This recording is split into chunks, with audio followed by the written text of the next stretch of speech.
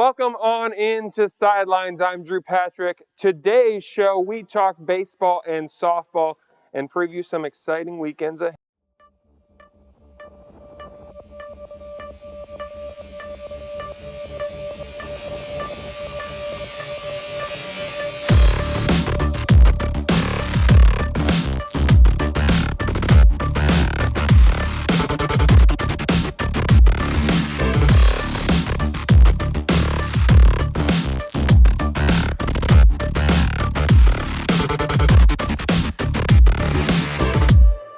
Welcome back into Sidelines. Let's continue to talk baseball as we have joining me at the desk Justin Marykwas and Zach Shertzer. Thank you both so much for taking the time. Yeah, thanks for having us.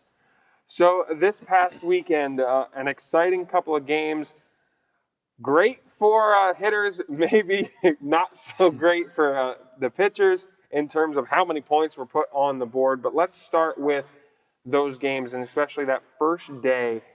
Getting those two wins, how did that feel and how important were those games? I think that it definitely was exciting to see our offense finally click. I mean, we put up 18 runs, so I'd say that's pretty much an offensive game there. But yeah, I mean, up and down the lineup, we got on them early and we put some runs on the first board, but then up and down the lineup 1 through 9, we had guys getting hit, so that was really cool to see. And from a pitcher's perspective, coming in late in that game and seeing the production, especially that second game, 8 runs in that final inning, that's got to make a big ease on you as well. Oh, yeah. It took a lot of stress off of me going in there, just have a lot of confidence going out there and just doing the right thing. The other thing that was interesting about, especially that first day, is the weather was crazy to the point where the impact it has on both of you, on a hitter and then as a pitcher, seeing that those balls were just flying off the bat because of the weather. Let's start from the hitter's perspective, though. Yeah, I mean, when we stepped off the bus, I was in a winter coat. I thought it was going to be honestly pretty miserable, but then we started taking infield, outfield, and hitting BP, and we got warm. And then right in the first inning, I think we put up 2 or 3 or something, and I was like, oh, maybe this isn't going to be as bad as I thought, but it was definitely really cold when we first got there. And adjustments, do you have to make any adjustments with the weather? Well, I just focus on keeping the ball low, so it would be a lot harder to get it up and out of the park, but just keeping it low and making sure I hit my spots, just made sure I did that and trying to have fun for me. So looking forward and coming up this week, a couple of games, Lock Haven, a Thursday and a Saturday game, kind of that break in between. Is it easier to have that I guess quadruple header type back-to-back day, or do you guys prefer this kind of split that you have? I think that I like the doubleheader back-to-back because you're fresh. It doesn't give you any time, especially if you did well the first day, it gives you confidence to go right into the second day. But I think this weekend it'll be positive because we had a lot of guys beat up and sore from last weekend. So I think this weekend, if we have some guys beat up a little bit on Thursday, it'll give Friday to recover, and we can go over what we did well and not so well on Thursday to take into Saturday. Yeah, it gives us some rest this week, just with that off day Friday. So. Well, I gotta expect, especially from a pitcher's point of view, that day of rest sometimes is needed. It'll help out a lot, especially if you're in the bullpen. Just if you throw 1 inning, you get that day of rest Friday, and you can possibly go back out Saturday for the next game, which will help us out. So the other thing that's been very unique about this year, I mean, this year in general has been unique to say the least. But have you guys noticed a closer knit group than normal years, just because you all lost a year last year and being back together? Have you noticed that at all? I think, well, for me as a freshman, coming in, a lot of these guys have been close already, and I think that what's different this year is it seems that we have guys producing from the freshman class the whole up to the senior class. So I think that brings the team together a lot more because you can rely on we have talent in the younger years, we have talent in the older years, so it's really just proving everybody to play at their highest level because they know that there might be someone younger that's going to play as well. So Yeah, and coming in as a transfer student, I was welcomed right away. We clicked like that right away, so it was good to make some friends right away and stuff. Well, I'm excited for this weekend and the games coming up, and thank you so much for taking the time. Hey, thanks for having us. Thank you. And Sidelines continues after this. Do not go anywhere.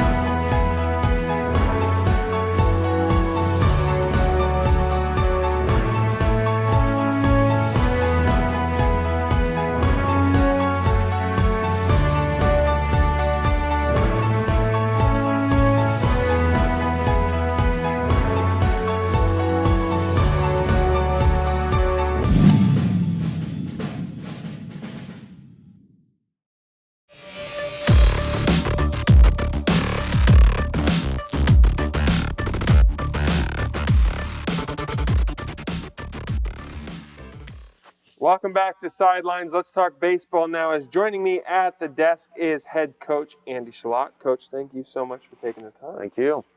So this past weekend, a high-powered first day. Let's talk about that very first game, an 18-14.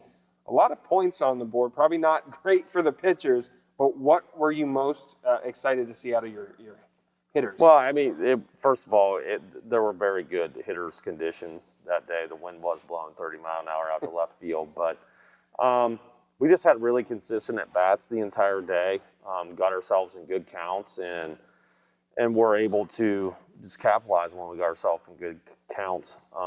Wasn't really disappointed in the pitching. Look, the bottom line is I told them after the game, their job is to give up one less run than we score, whether that's 2 or 18, and even though we gave up 14 runs, we still gave up 4 runs less than them in that first game, so they pitched well enough for us to win.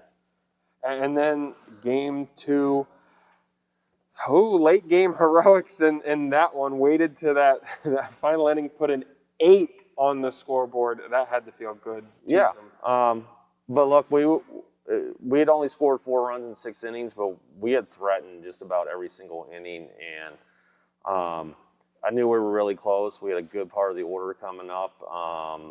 And, even though we were down 3, I felt really good going into that inning just because of the at-bats that we had the entire day.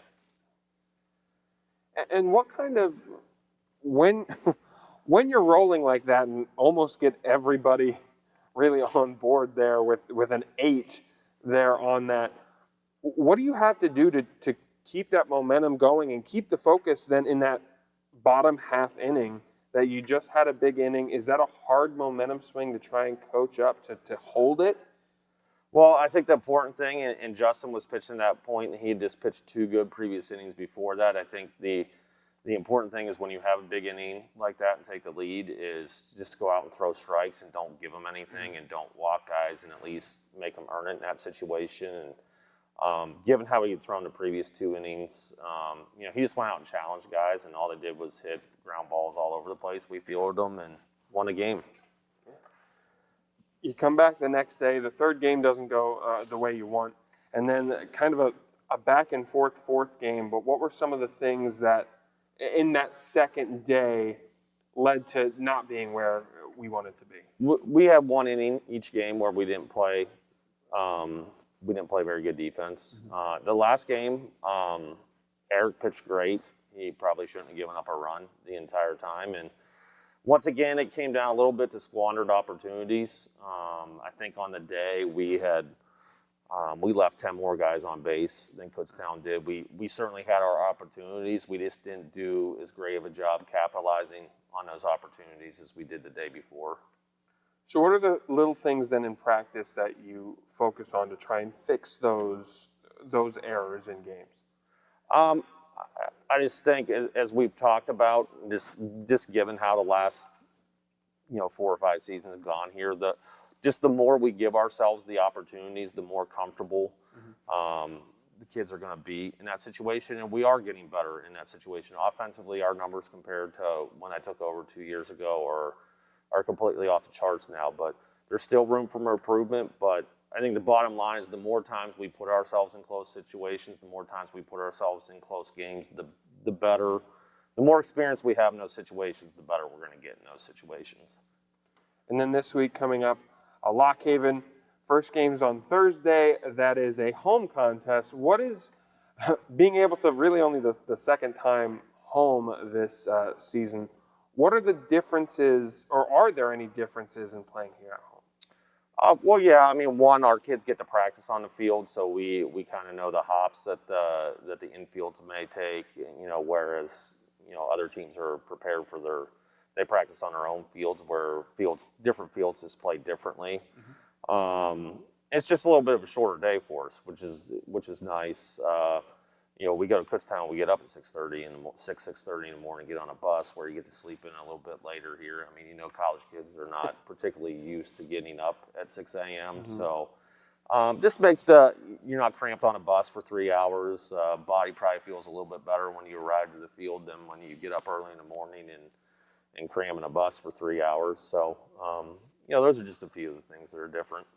And then there is that day break before the next game, as Saturday's game or Friday's game was moved up. So that Saturday, then, in preparing for that in-between day, how much of an effect does that have, either positively or negatively? I don't really think it affects it one way or another. Once again, being a northern school, you kind of get used to making schedule changes on the fly. The weather just isn't always as cooperative as it's being right now. So our guys are pretty used to it from past seasons. So this Lock Haven team, the opponent, what do you expect from them, and what are going to be the keys to getting victories in those games? Pretty much the same as every weekend. It's every PSAC series. You can probably anticipate playing close games, and it's going to be the team that takes advantage of their opportunities a little bit better than the other team that's going to have the best chance to win. All right, Coach, looking forward to it this weekend. Thank you so much for coming on. Thank you. And Sidelines continues after this. Do not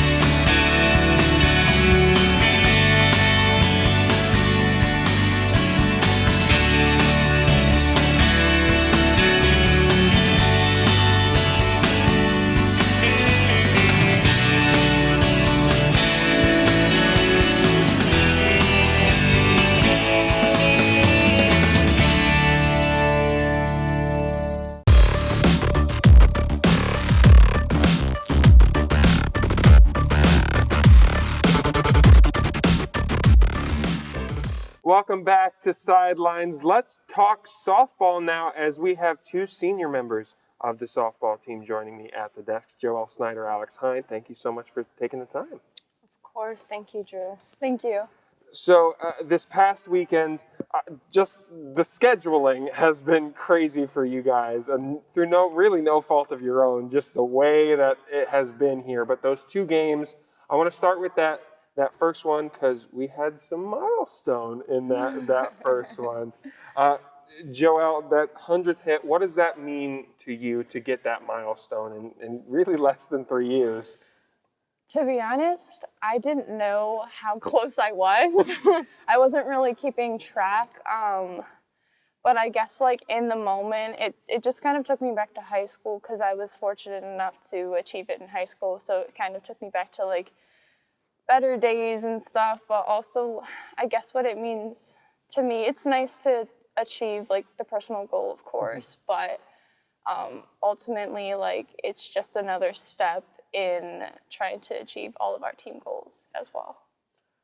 So let's talk about that team aspect. We've talked about how this year, with this current situation of how unique this year truly is, just the closeness and the close-knit group that you have. Have you noticed that that's gotten even stronger as the season has gone along? We're getting better every game. You know, there's things that we have to work on, but we're very close as a team, and yeah, we're working through some things. Yeah, I mean, I completely agree with that. It's just, I think we're just putting the puzzle pieces together, and the further along that we go is the next puzzle piece that is added, like, in our entire puzzle, you know? So we're getting closer and closer, and we're just trying to, like, trust the process overall, because to us, it's more about, like, consistency rather than, like, success fail. So looking at that, and then what are some of the things you focus on here now in practice to try and find those puzzle pieces? Well, exactly like you said, like, focus has been a very big thing for us, just like focusing before practice, getting into like a game mode mentality, doing everything at game speed, but also leaving room to have fun, because, you know, softball, it shouldn't be all serious. You should leave room for fun and stuff. And I guess just another thing is just we're continuously supporting each other, you know, both on and off the field, which is huge, which also does allow for consistency and improvement. But overall, I think it's just the push that we give one another. One of my favorite things, speaking of fun, that happens is the dugout. Every single game is so much fun to just sit back and listen to.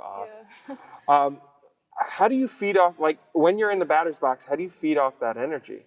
The energy definitely dictates how we do the whole game. Us as seniors, like, we really try to bring the energy. We're always encouraging each other. But in the box, like, we try to be loud, obviously, as you probably hear us. Like, we need that, and the louder we are, the better we do. So, I agree. I think the other funny thing, too, about that is, just as a side point, Joelle, you've gotten on our broadcasts JoJo Snyder from Bob Michaels because of those chants, which is incredible, honestly. But also looking forward to this weekend. It's senior day. You guys are going to have your senior day moment. First of all, to be able to have that senior day moment in the atmosphere that we currently are in, what does that mean to you guys? I think, like, especially having our season taken from us last year, like, it means so much to be able to play, and for us to be able to have, like, our senior day, it means more than anything. Like, we want to put on a show, we can win these games, and, like, I personally am very excited. Yeah, G said something very specific. I think it was yesterday or the other day at practice, but, like, this weekend is going to start, like, our second chapter of, like, what we do as a team, and I find that to be very important. Also, like, branching off of what Alex said, just like having the opportunity to be honored, to be recognized, you know, as a senior, because the seniors didn't have that opportunity last year. Like, it makes it even more special in a way that is very hard to describe, but just very special. So looking forward to the games this weekend. Lock Haven is the opponent. What do you expect from that group in those games? From Lock Haven? To lose. Yeah. Yeah, well, we've really been putting everything together, going back to fundamentals, focusing on togetherness, and I think, like, we're at the point where we can beat any team. We just need to play together, so we're looking to capitalize on their weaknesses. Exactly, I completely agree. Just, like you said, capitalizing on their weaknesses, but also, like, staying consistent in the areas that we've been doing for, like, so long. So, yeah, should be a great weekend, and looking forward to it. I'm sure you guys are too. And thank you so much for taking the time and coming on the show. Thanks for having us. And Sidelines continues after this. Do not.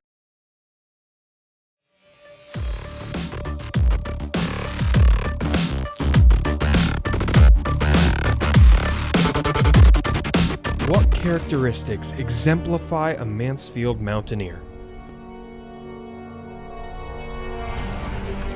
Dedicated, motivated,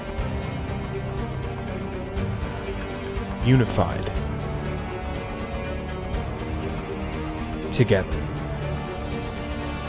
From the tops of the peak to the deep valleys, Mounties stand together.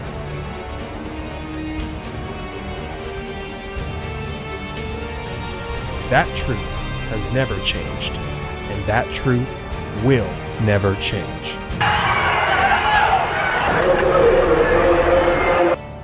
Though things may be done differently, we still stand strong. 250 student athletes,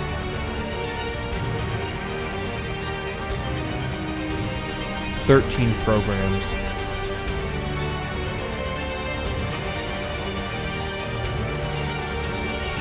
one mountain,